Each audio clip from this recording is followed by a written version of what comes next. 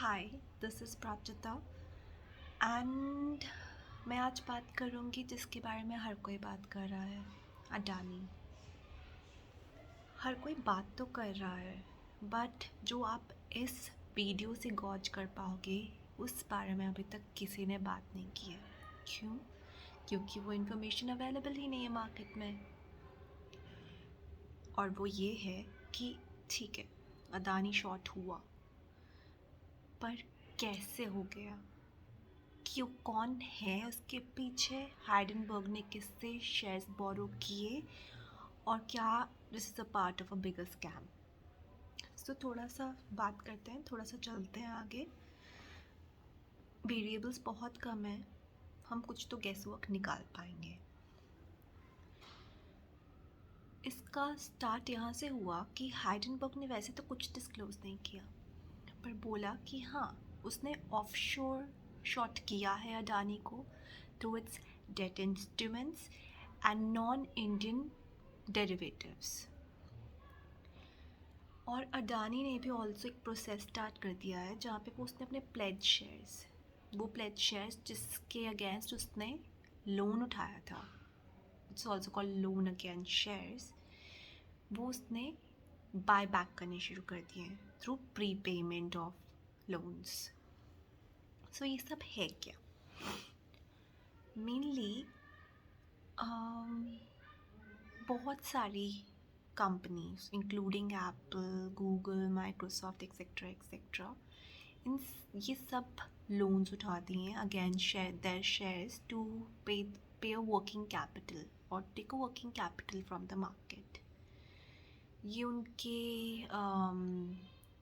Bookings में भी दिखता है, उनकी बैलेंस शीट में भी दिखता है, but as an asset because उसको वर्किंग कैपिटल के ऊपर उठाया होता है एंड उसे एज एन इन्वेस्टमेंट दिखाया जाता है। ये काम कैसे करता है? आप लोन अगेंस्ट शेयर्स लो, उसके थ्रू आप एक वर्किंग कैपिटल दिखाओ as a new private company जो आपने अपने ही अम्ब्रेला के अंडर खोली है एंड जो आपको बिजनेस में हेल्प कर रही है, which is gonna give you more profits later. ठीक है, तो ये एक लॉन्गर शेल्फ लाइफ के लिए बुक हो जाता है in your not the immediate liquidity पर लॉन्गर ड्यूरेशन लिक्विडिटी के अंदर ये बुक हो जाता है आपकी बैलेंस शीट के अंदर। अब क्योंकि ये प्राइवेट कंपनी है तो वो क्या करती है, उसका प्रोडक्ट क्या है वगैरह वगैरह, ये बताने की ज़रूरत नहीं है क्योंकि वो रेगुलेटेड ही नहीं है, क्योंकि प्राइवेट कंपनी है, लिस्टेड ही नहीं है। तो मेनली ये बहुत टाइम से हो रहा है और सबकी बुक्स के अंदर दिखता है। तो क्या होता है, आपने लोन अगेंस्ट शेयर्स अपनी ग्रुप कंपनीज़ के शेयर्स के अगेंस्ट लोन लिया, एक प्राइवेट कंपनी बनाई जो आपकी अम्ब्रेला के अंडर दिख रही है। फिर उसका प्रॉफिट दिखाने के लिए, उसका वर्किंग कैपिटल दिखाने के लिए आपने वो प्राइवेट कंपनी को एज अ कोलैटरल रखा और उस प्राइवेट कंपनी के अगेंस्ट और लोन उठाया। फिर अब आपके पास दो प्राइवेट कंपनीज हो गई, फिर आपने इन दोनों को कोलैटरल रखा और लोन उठाया और प्राइवेट कंपनीज अपने अंडर क्रिएट करते रहे। This is mainly also a reason कि एप्पल अब 4 ट्रिलियन की कंपनी बन चुकी है। ऐसे तो बन नहीं जाते हो कुछ भी, मेनली प्राइवेट इक्विटी है, मेनली दीज प्राइवेट कंपनीज हैं। इस पर हम वापस से बात करेंगे कभी और, when I will take you through CLOs and how they operate and loan against shares etcetera etcetera, private equity क्या कर रहा है मेनली, पर ये हम बाद में बात करेंगे। मेनली अडानी के साथ भी ये हुआ। अडानी ने फॉरेन इंस्टीट्यूशनल इन्वेस्टर से पैसा उठाया through loans against shares. So mainly private equity, private companies Adani की बुक में भी एग्जिस्ट कर रही हैं।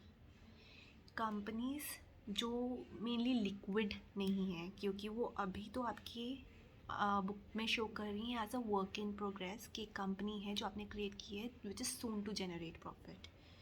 और क्योंकि ये प्राइवेट कंपनीज हैं तो ये रेगुलेशन के अंडर भी नहीं आती हैं। सो पर ऐसा इतना बड़ी बात नहीं है, ये बहुत टाइम से मार्केट में चल रहा है, बहुत टाइम से ये स्टॉक मार्केट में चल रहा है, पर ये अलग बात है कि इट्स बबल नाउ, बट ये भी हम बाद में बात करेंगे। तो ये loans against shares were available with the foreign private equity investors who've invested in Adani. What, for example, what we know, BlackRock has invested in Adani. We know Sequoia has invested in Adani. So इन लोगों के पास भी इनके contracts हैं. सो जब Hindenburg ने बोला कि उसने मेनली बोरो किए हैं, तो आप देखो ये लोग क्या करते हैं to take more loan, to take more money from the institution investors. वो ये लोन अगेंस्ट शेयर्स को एक कोलैटरलाइज लोन ऑब्लिगेशन में डाल देते हैं, जिसमें सिर्फ आपका ही नहीं और भी बहुत सारी कंपनी के लोन ट्रांचेस होते हैं. तो CLO तो शॉर्ट नहीं हुआ है, क्योंकि अगर CLO शॉर्ट हुआ तो उसमें तो और भी कंपनीज के ट्रांचेस थे. तो CLO नहीं हुआ. ये मेनली आपका लोन अगेंस्ट शेयर्स, जो आपका पर्टिकुलर कॉन्ट्रैक्ट है जो आप एक कंपनी के साथ किया था, वो शॉर्ट हुआ है. तो मेनली जो आपका प्रोवाइडर ऑफ लोन था, वो जो स्पेशल पर्पस व्हीकल के थ्रू आपने ये लोन लिया है, जिसके पास आपके लोन्स हैं जिसके पास आपके शेयर्स हैं एज अ कोलैटरल, उसने ये कॉन्ट्रैक्ट बोरो करने दिया. पहले तो उसने उसको ऑफ कोर्स मार्केटेबल किया थ्रू सिक्योरिटाइजेशन, जो उसके बॉन्ड्स बने, उसके डेरिवेटिव्स बने, जो उसके बाद हाइडेनबर्ग ने बोरो किया टू शॉर्ट. तो अगर आपके मेन इन्वेस्टर्स के पास, जिनके पास ये लोन्स अगेंस्ट शेयर्स हैं, उन्होंने ही आपको बैकस्टैप किया है. फॉर एग्ज़ाम्पल कौन है? Might be BlackRock, might be Sequoia. तो अदानी वॉज नॉट इन्फॉर्म्ड कि ऐसा कुछ बोरोइंग चल रहा है, राइट? कोई भी इन्फॉर्म नहीं था इस बारे में. उसने चुपचाप बोरो किया, मार्केट इन्फ्लेट होने दिया, उसको दूसरे इन्वेस्टर्स को सेल किया एट अ हायर प्राइस. फिर उसने अपनी रिपोर्ट निकाली, अरे इसके असेट्स तो लिक्विड ही नहीं है, इसका तो रेशियोज ही ख़राब है, लेस देन 1 है, तो अब तो इसको तो शॉर्ट करना चाहिए. तो उसने रिपोर्ट डिक्लेयर कर दी. पर मेनली अगर आप एक चेक करोगे ना, ये सारी कंपनीज़ के साथ है. It's not only Adani right now, पर वो भी अगेन एक डिफरेंट चैप्टर है, तो हम कभी और उठाएंगे. सो मेनली अब बात ये आती है, अब हमें ये तो पता चल गया कि इसने शॉर्ट कैसे किए, क्या अवेलेबल था बाहर और कैसे अवेलेबल था. अब इसके पीछे कौन है? अगर मैं ब्लैक-रॉक या सिक्वा या इन लोगों की बात भी करूँ, for example black-rock was a company जिसने US को 2008 मार्केट क्रैश से भी निकाला था. सो US गवर्नमेंट के साथ बहुत क्लोजली काम करता है. इंडिया टॉप 3 इकोनॉमीज़ में आ चुका है, बहुत जल्दी आने वाला है. We are the biggest competitor to US. ऐसे नहीं है कि US पाकिस्तान को इतना सपोर्ट कर रहा है. There is a reason behind it. तो क्या ये मिली जुली चाल है? क्या it was done on purpose? क्या गवर्नमेंट का भी सपोर्ट था? पॉसिबिलिटी है, क्यों नहीं हो सकती, पूरी पॉसिबिलिटी है. और इसका सबसे बड़ा ड्रॉबैक ये है कि हमें कभी पता भी नहीं चलेगा, क्योंकि ऐसे इसी के अंडर ही नहीं है. पर हम एज अ इंडिया क्या कर सकते हैं? This has provided a big learning to Indian government and to the large companies of India. अब जिसके साथ कंपटीशन में हो, अपनी डोर आप उसके हाथ में नहीं पकड़ा सकते. आई नो स्टॉक मार्केट में अगर आपको अपनी पोजीशन हायर करनी है, फॉर एग्जांपल S&P तो अभी टोटली ओवर इन्फ्लेटेड है, सो इज़ US इकोनॉमी. पर वो क्रेडिट इकोनॉमी है, वो वैसे ही काम करती है. हम वो नहीं है, इसलिए वो बबल है, हम नहीं है.